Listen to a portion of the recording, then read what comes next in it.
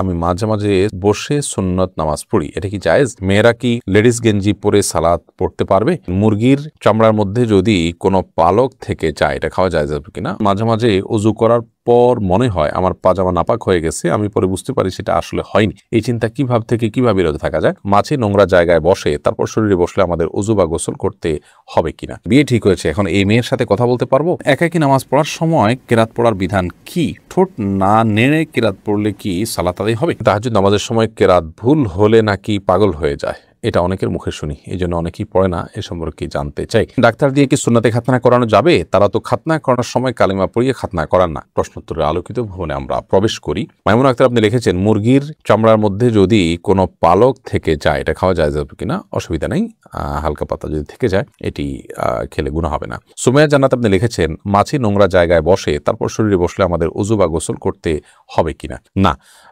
মাছি যদি নোংরা জায়গায় বসে, সে নোংরা জায়গায় বসার কারণে তার পায়ে কিছু নোংরা, তার শরীরে কিছু নোংরা লাগে, সেগুলো আমাদের গায়ে আবার বসলো, তাহলে আমাদের শরীরও লাগে, এতে নাপাক হবে কিনা? উত্তর হবে না। কারণ হলো এত অল্প পরিমাণ নাপাক, এটা ফলশ্রুতিতে আমাদের কাপড় বা শরীর নাপাক হবে না, এবং এতটুকু নাপাক থেকে আসলে বেঁচে থাকা আমাদের জন্য কষ্টসাধ্য, যার কারণে এইটুকু নাপাকের কারণে আমাদের শরীর বা কাপড় নাপাক হয়ে যাবে না। সাদা শাহরিয়ার লিখেছেন, মাঝে মাঝে ওযু করার পর মনে হয় আমার পাজামা নাপাক হয়ে গেছে, আমি পরে বুঝতে পারি সেটা আসলে হয়নি। এই চিন্তা থেকে কিভাবে বিরত থাকা যায়? প্রায় যদি এরকম হয় তাহলে এরপর থেকে এটাকে আপনি অ্যাভয়েড করবেন, একদম ড্যাম কেয়ার করে আপনি সালাত আদায় করবেন।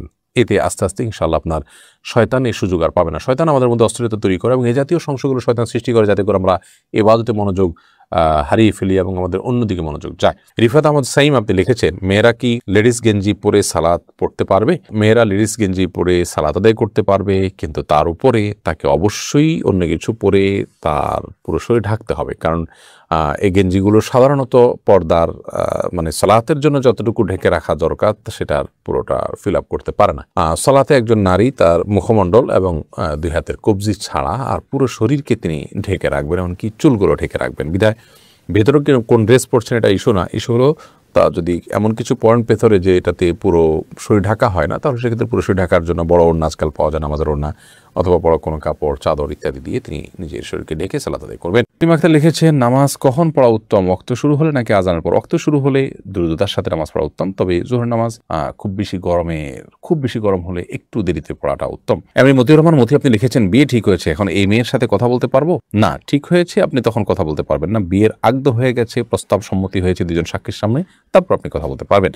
ঠিক হয়েছে এর মানে হলো জাস্ট মুখোমুখি ঠিক হয়েছে, আগদে এখনো হয়নি। এরকম অবস্থাতে একান্ত প্রয়োজনীয় কোনো বিষয় একজন আরেকজনকে কোনো গুরুত্বপূর্ণ বিষয় জানতে চাইছেন, কিংবা হয়তো কারোর জন্য কেউ কিছু কেনাকাটা করবেন, মাপ জানতে চাচ্ছেন, এগুলো যদি হয় তাহলে টেক্সট মেসেজের মাধ্যমে ফেতনামুক্তভাবে করতে পারেন। কিন্তু এখনো যেহেতু আগদ হয়নি, অতএব আপনারা স্বামী স্ত্রী নন, বিধায় স্বামী স্ত্রী সুলভ আলাপ সালাপ, খোশ গল্প, প্রয়োজন ছাড়া আলাপচারিতা, কথাবার্তা, সেগুলো কিন্তু বলা জায়েজ হবে না। এরপরে এমডি আলামিন লিখেছেন, জুমার খুতবা ছুটে গেলে শুধু জুমার নামাজ পড়লে কি জুমা আদায় হবে? জুমার খুতবা যদি ছুটে যায় তাহলে সেক্ষেত্রে শুধু জুমার নামাজ যদি পড়েন তাতেও আপনার জুমা আদায় হয়ে যাবে, অর্থাৎ ওয়াক্তের জুমা আদায় করেছেন এই সপ্তাহে, সেটি বলা যাবে। কিন্তু এমনটি নিয়মিত হওয়া সন্দেহভাবে গর্হিত কাজ, কারণ জুমার খুতবা শোনাটাও কিন্তু ওয়াজিব, বিদেশে ওয়াজিবটা ছুটে যাচ্ছে, আপনার ত্রুটিপূর্ণ হচ্ছে। এমনি রফিকুল ইসলাম আপনি লিখেছেন, একাকী নামাজ পড়ার সময় কেরাত পড়ার বিধান কি? ঠোঁট না নেড়ে কেরাত পড়লে কি সালাত আদায় হবে?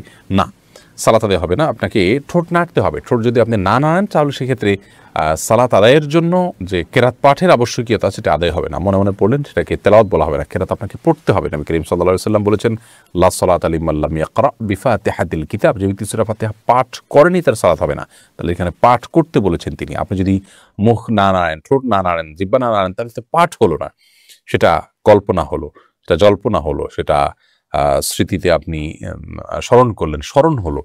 তো স্মরণ করতে তো বলা হয়নি, বলা হয়েছে পাঠ করতে। অতএব আপনি ছোট না নামলে নামাজ হবে না। এম সালমা লিখেছেন, পিরিয়ড চলাকালীন সময় ঘর থেকে বের হওয়ার সময় আয়াতুল কুরসি পাঠ করা যাবে কিনা? পিরিয়ড চলাকালীন সময় কোরআন কারীম তেলাওয়াত করবেন না, এটাই জমহুর আমাদের মত, তবে অনেক ওলামা কেরাম এটাকে জায়েজও বলেছেন। এসবি শান্তা ইসলাম লিখেছেন, আমার হাজবেন্ড প্রচুর ধূমপান করে, অনেক চেষ্টা করে তাকে ধূমপান করা থেকে ফেরাতে পারছি না, এখন আমার করণীয় কি? ইসলামে ধূমপান সম্পর্কে কি বলে? ইসলামে ধূমপান করা অবশ্যই নিষিদ্ধ কাজ। আল্লাহ বলেছেন, রাতুল কবির তাহলুকা, যদি তোমরা মানে ধ্বংসের দিকে ঠেলে দিও না, যেটি ক্ষতিকর হবে আপনার জন্য, আপনি জানেন আপনাকে আস্তে আস্তে মৃত্যুর দিকে নিয়ে যাবে, নানা রকম রোগ বালাইয়ের মধ্যে ফেলবে এবং সেটা বাহ্যিক কোনো উপকারিতা নেই, অপকারিতাই বেশি।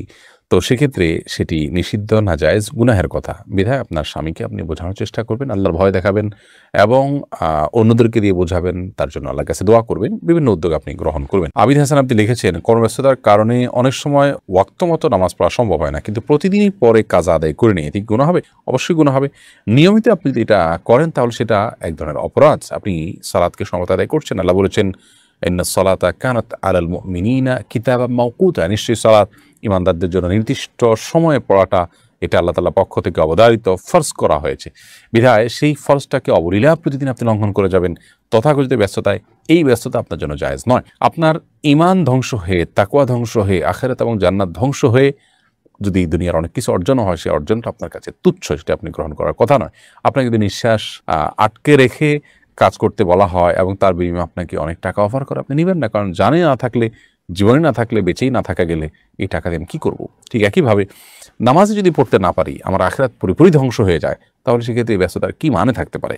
আপনি আপনার পেশা, আপনার অবস্থান পরিবর্তন করে হলেও ওয়াক্ত মতো সালাত আদায় করতে হবে। মাঝে মধ্যে এরকম কি হতে পারে, বিভিন্ন কথা। মনি তানি আপনি লিখেছেন, অনেকের ধারণা মেয়েরা বাবার ভাইয়ের সম্পত্তি আনলে ভালো হয় না, ইসলাম আইন কি বলে? না, এটা মন গড়া কথা। বাবার ভাইয়ের সম্পত্তি বুঝে নেবেন, এই নেওয়াটাই বরং ভালো।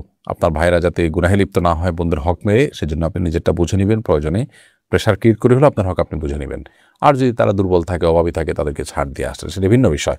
বাবার ভাই মেয়েরা নিলে তাদের অকল্যাণ হয়, এটি মূর্খতা সুলভ কথা, কুসংস্কার, এটি কোনো ভিত্তি নেই। আয়েশা সিদ্দিকা আপনি লিখেছেন, তাহাজ্জুদ নামাজের সময় কেরাত ভুল হলে নাকি পাগল হয়ে যায়, এটা অনেকের মুখে শুনি, এই জন্য অনেকেই পড়ে না, এ সম্পর্কে জানতে চাই। না, এটা একেবারেই কুসংস্কারাচ্ছন্ন কথা, একদমই ভিত্তিহীন কথা, কোনো ভিত্তি নেই কথা। কেরাতে ভুল হলে কোনো অসুবিধা নেই, কোনো গুনাহ হবে না, পাগল হয়তো প্রশ্নই ওঠে না।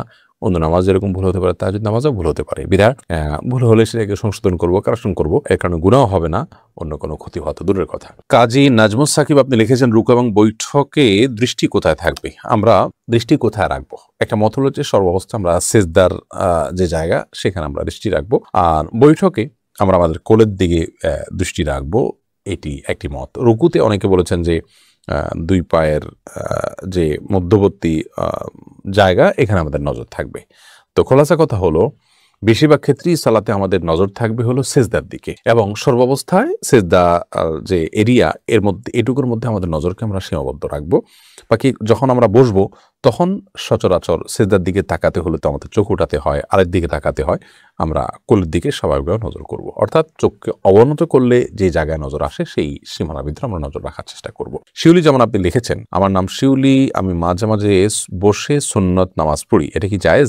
আপনি যদি সুন্নত নামাজগুলো বসে বসে আদায় করেন কোনো অসুবিধা নেই, কারণ সুন্নত নামাজ এটি এক্সট্রা এবং অতিরিক্ত। তো অতিরিক্ত নামাজগুলো কেউ বসে পড়লে সালাত আদায় হয়ে যাবে। যদি তিনি শরীরটা একটু খারাপ লাগছে সেই জন্য বসে পড়েন, তাহলে সেক্ষেত্রে সালাত তার হয়ে যাবে, তবে দাঁড়িয়ে পড়া উত্তম। আর ফরজ সালাতে আপনাকে অবশ্যই দাঁড়িয়ে পড়তে হবে সামর্থ্য থাকলে।